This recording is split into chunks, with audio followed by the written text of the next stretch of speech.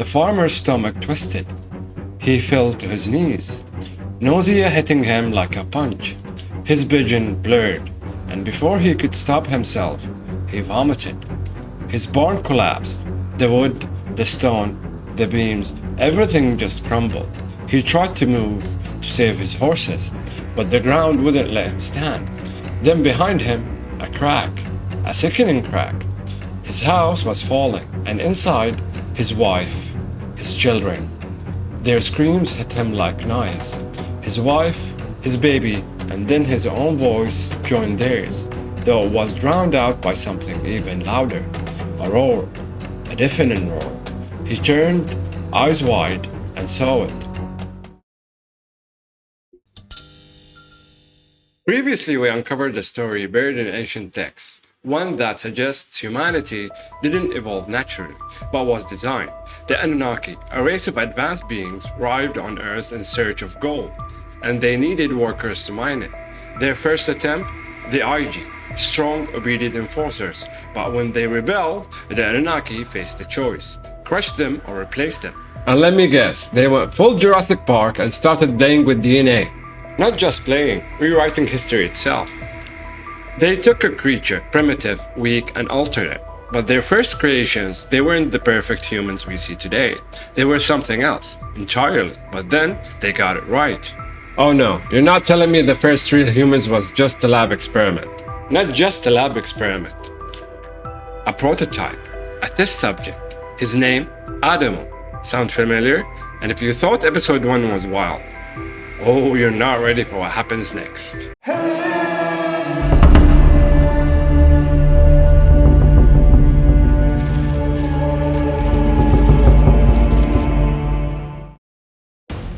So the Anunnaki thought they could play creator. They took one of the native hominoids, those ape-like ancestors, and decided to mix their own genetics with this. The mastermind behind this? Enki. He had a plan.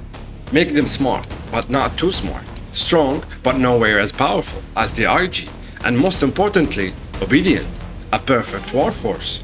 Just smart enough to take orders, just strong enough to mine gold, but not capable of, overthrowing their overlords. The first attempt saw, oh man, a total disaster. In the lab, they didn't get perfection. They got nightmares. Think of every monster from ancient myths. Cyclops, gorgons with breathing skin hair, banshees with screams that could split the sky, even massive two-headed giants. Wait, you're telling me ancient myths are just failed science projects? That's exactly what I'm saying. All those creatures, not legends, not folklores, just the Anunnaki's mistake. Genetic experiments gone horribly wrong. Realizing they weren't getting anywhere, they switched up the plan. No more test tubes, no more lab-grown horrors. This time, they spliced their DNA with that of a hominoid female and let nature take the lead. Implanted the embryo, waited, and boom, success. A child was born, a boy, and this one, he was different. He didn't look like the wild creatures roaming the forest. He looked more like them, the Anunnaki. They named him Adamu. Sound familiar? Yeah, like Adam, as in Adam and Eve.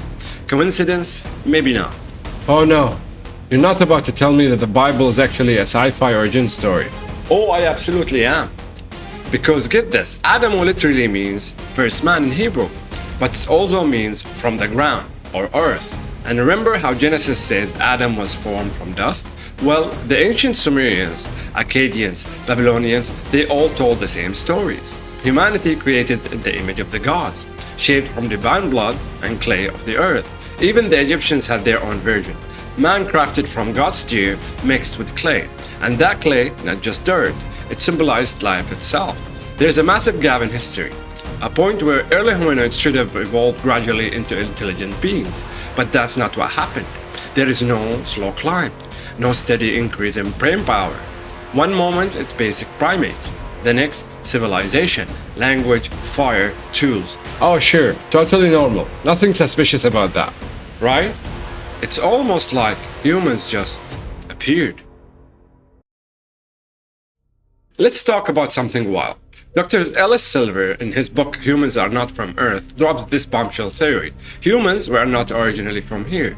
Either we were brought to Earth by aliens, or we were genetically engineered. And his reasoning is quite good. Humans are terrible at surviving on Earth. First off, why did we lose our fur? Every other mammal has some kind of protection against the elements, but humans, our skin is absurdly sensitive to sunlight. Stay out too long, boom, sunburn. Stay out even longer, boom, skin cancer. And no other animal deal with this on our level. Mammals got fur, birds got feathers, reptiles shed skin, even pigs and elephants, which can get sunburn, roll in mud to protect themselves. And what about disease? Humans get sick all the time. It's like we are walking petri dish. I've had cats my whole life. One of them lived for 14 years and never had so much as a sniffle. Meanwhile, humans were constantly battling infections, allergies, the flu, food poisoning, random headaches, like our bodies weren't designed for this planet. Okay, but what if we're just fragile? You hit the nail right on the head. But why? Dr. Silver argues that we were designed for a different environment. He says Earth gravity is too strong for us. That's why humans suffer from chronic back pain, joint issues, and general wear and tear. We weren't built for this gravity. We were evolved on a planet with a lighter gravity. Think about it. The Anunnaki were basically human, just twice our size, 12 to 15 feet tall. They came from Nibiru, a planet with lower gravity. If they engineered humans, maybe that's why our bodies struggled here. Maybe Earth isn't our home, it's just where we ended up. And here where things get really interesting. Homo sapiens first appeared 300,000 years ago. That's right, around the time the IG rebelled. And guess what? That's when Adamu, the first man, was created. But the Anunnaki didn't stop there. They made female too, Hiwa. Let me guess, like Eve? Bingo! You know where this is going, right? The Anunnaki had their Adam and Eve, Adamu and Hiwa. They set things in motion. They needed these humans to procreate. And boy did they. Within a few centuries, the population exploded from a handful to thousands. But the Anunnaki weren't just watching. They were teaching how to build homes, grow crops, and most importantly, how to mine gold. But to the Anunnaki, gold wasn't just some shiny metal. It had a purpose. They needed it to repair their planet's atmosphere back on Nibiru. And guess what? Humans were the perfect workforce to mine it. As a reward, the Anunnaki let humans enter their secret garden. Eden. Yeah, that Eden. The Sumerian texts describe humans mingling in this paradise, learning directly from the gods themselves. Sound familiar? Every major religion has some version of the story. Wow, it's almost like they all came from the same source. Crazy, right? But here where it gets messy. Humans were changing. They didn't look like primitive hominids anymore. They looked like smaller Anunnaki. And human women, they were beautiful. And you know where this is going. One particular woman called the Eye of Enki, ruler of Eridu, and despite strict rules forbidding relationship between Anunnaki and humans, Enki broke the law. He had a child with this woman, and they named him Adapa. And let me guess, Adapa wasn't just a normal kid. Oh no, not even close. Adapa was different. Being part Anunnaki, he was insanely intelligent, way smarter than the other humans, who had been designed to be just smart enough to work, but not smart enough to question things. Adapa, he questioned everything. He married a woman named Atiti, and from their bloodline came a whole new breed of humans, highly intelligent, highly ambitious, and dangerously independent. And here's the thing, they didn't just inherit intelligence from the Anunnaki, they also inherited something else: violence. These new humans weren't interested in their more docile ancestors. They wiped them out. Some were killed, others just faded away. And despite the Anunnaki's strict orders against that, this new breed of humans kept multiplying like crazy. Eridu, their once thriving city, it turned into chaos. People were fighting, killing each other for food. It was total anarchy. And Enlil, Enki's brother, he had enough. The noise, the disorder, he hated it. Enlil decided it was time to cut down the human population. First, a drought, then disease, then famine. Each disaster was meant to thin the herd, but every time, the humans begged Enki for help, and Enki, being the soft-hearted one, kept saving them. By this point, the Anunnaki had what they came for, enough gold to fix their planet, and humans, they had become a nuisance. So the Anunnaki cast them out of Eden and Eridu, forcing them to tend for themselves. And that's how humanity spread across the world. So that's it? They just left? No loose ends? Oh, there were plenty of loose ends. Some humans stayed, and they mingled with the Anunnaki. The children born from these unions were extremely powerful. Demigods, you've heard of them: Gilgamesh, Samson, Hercules, Perseus. These weren't just stories, they were real. But not all unions were so heroic. Some humans mingled with the IG, the lower rank Anunnaki. And those relationships, they didn't produce heroes, they produced monsters. Giants, cruel, brutal, terrifying beings known as the Nephilim. These things terrorized humanity, tortured them. In some cases, they ate them. Humanity, meanwhile, was flourishing. Settlement turned into cities. Cities turned into empires. This was humanity's golden age, a time of prosperity, power, and descendants. But as great as it seemed, they had no idea that their world was about to change drastically.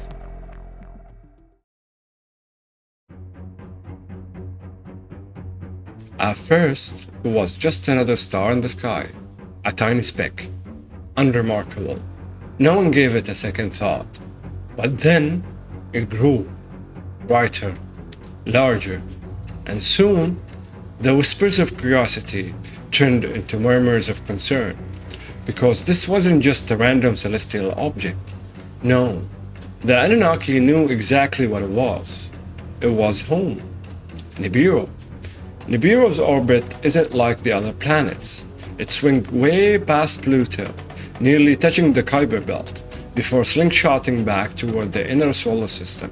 And every 3,600 years, it gets dangerously close to Earth. The Anunnaki have been waiting for this. They have finished their mission. The gold they needed, mined. Their atmosphere, saved. And now, with Nibiru's approaching, it was time to leave. And the humans, they had no idea what was to happen. The farmer woke with a startle. The first light of dawn crept over the mountain, but something was wrong. The animals, normally quiet in the morning, were in panic. His wife mumbled as he bolted out of bed, shoving on his boots and rushing outside. And that's when he saw it. Chaos. His horses screaming, one breaking its neck trying to escape, sheep hurling themselves against the stone pen, their bodies twitching in natural fear. At least 2 were already dead. Something had set them off, and the farmer knew what it was. That thing in the sky. At first, the village thought it was just a new star, but it kept growing. Then, it wasn't a star anymore. It was a disk, and then it was nearly the size of the moon, but it didn't fade away at sunrise. It just hovered there, all day, casting this oppressive shadow over everything. Then, from the trees, a scream.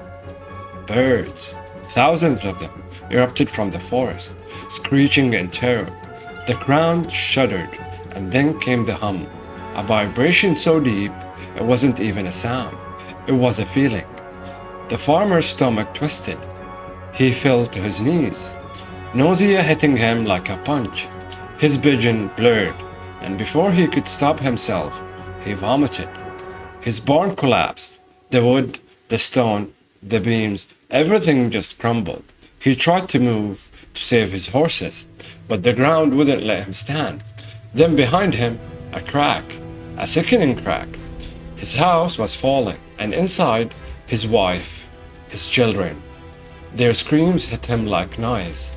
His wife, his baby, and then his own voice joined theirs, though it was drowned out by something even louder. A roar, a deafening roar. He turned, eyes wide, and saw it. Over the ridge, where his ancestor had been buried for generations, fire rained from the sky.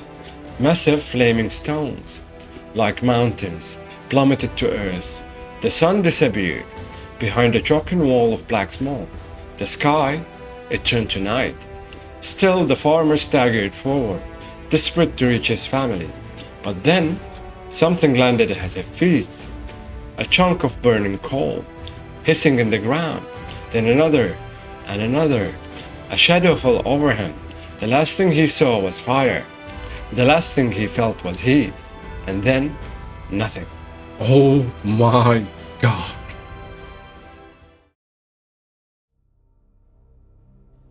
Out on the water, the fisherman fought against the storm.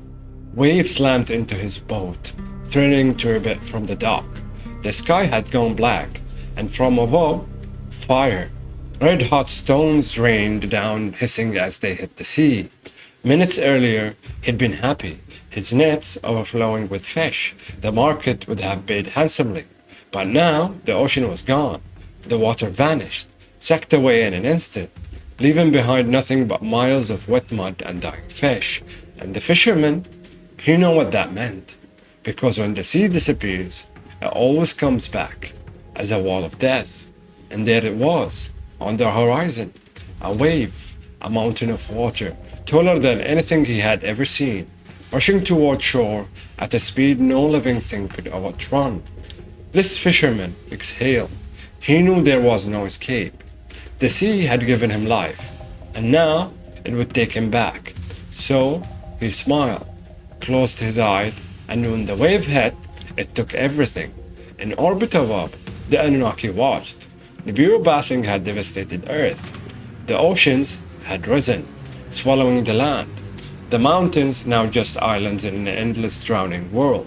The flood had come, just as they had known it would, and for some, that was the plan all along. Enlil had wanted this. He believed humanity had outlived its usefulness. The flood would cleanse the earth, a fresh start, but not everyone agreed. Enki, ever compassionate, had pleaded for mercy, because unlike the others, he had married a human. His compromise, one man, one survivor. Yitnaf pissed him. He would build an ark, save his family, preserve life for a new beginning. Oh my god, Noah? Oh, exactly. And the Anunnaki, they watched it all unfold. Earth had been reset, but the real question, was it truly a new beginning or just history repeating itself? And so, as the water swallowed the earth, it fished him, his family, and the seeds of all living things endured. For days they drifted, waiting. He released birds, each returning, until one did not. And then the ark came to a rest. Life would begin again, as it always had. Long before Noah, before the Bible, there was Utanfishtim, his story carved into the Epic of Gilgamesh. And here's where it gets weird. A global flood isn't just a Sumerian myth. Nearly every civilization, every religion has a version of it. Different names, same cataclysm. Why? Let me guess, the Anunnaki? Oh, not just involved. They saw humanity wiped out and decided to rebuild, but this time with limits. They shortened our lifespans, made us weaker, more prone to disease. They even made childbirth a near-death experience, basically population control. But here's the thing, after the flood, humanity had to start over. Villages started out, but all the previous knowledge gone, back to the Stone Age. And yet, the Anunnaki marveled at our resilience. So they returned. Some say they came from the heavens, others from the seas. Either way, they bestowed civilization upon us. They taught us to write, to build, to engineer, to create empires. Wait, so you're saying they help us build? Yeah, the Great Pyramids, the obelisks of Egypt and South America, they weren't just monuments, they served a purpose. What kind? Well, Nikola Tesla might have figured it out. The video is up in the link top. Now here's where it gets interesting. The last time Nibiru passed Earth, 7,000 years ago, right when the Sumerian civilization, the first on Earth, suddenly emerged. Or was it? Because Nibiru's orbit every 3,600 years, and each time it swings close, it could reset the planet. Sound familiar? The Great Flood that ended the Younger Dryas, about 13,000 years ago. Same timeline. Some say a meteor caused it, others blame a solar event. But what if? What if it was Nibiru passing so close that it melted the ice sheets, drowned the world, and wiped out an entire advanced civilization? Wait, so Graham Hancock was always right? He and others believe a lost civilization exists before the flood. Maybe they weren't technologically advanced, but they witnessed something incredible. And they left clues. Sumer, India, China, Egypt, even Native American legends, all describing gods who rode chariots in the sky. Gods who created mankind. Gods who destroyed the world with a flood. And gods who afterward help us rebuild. Nibiru is set to return around 2900 years. Maybe it'll pass by quietly, letting humanity continue expanding. Maybe by then we'll have colonies on Mars, outposts on Europa, mining asteroid. But if it doesn't, if Nibiru brings another cataclysm, will humanity be wiped out again? Maybe. But this time, we won't just be on Earth, we'll be among the stars. Will we have become the sky gods?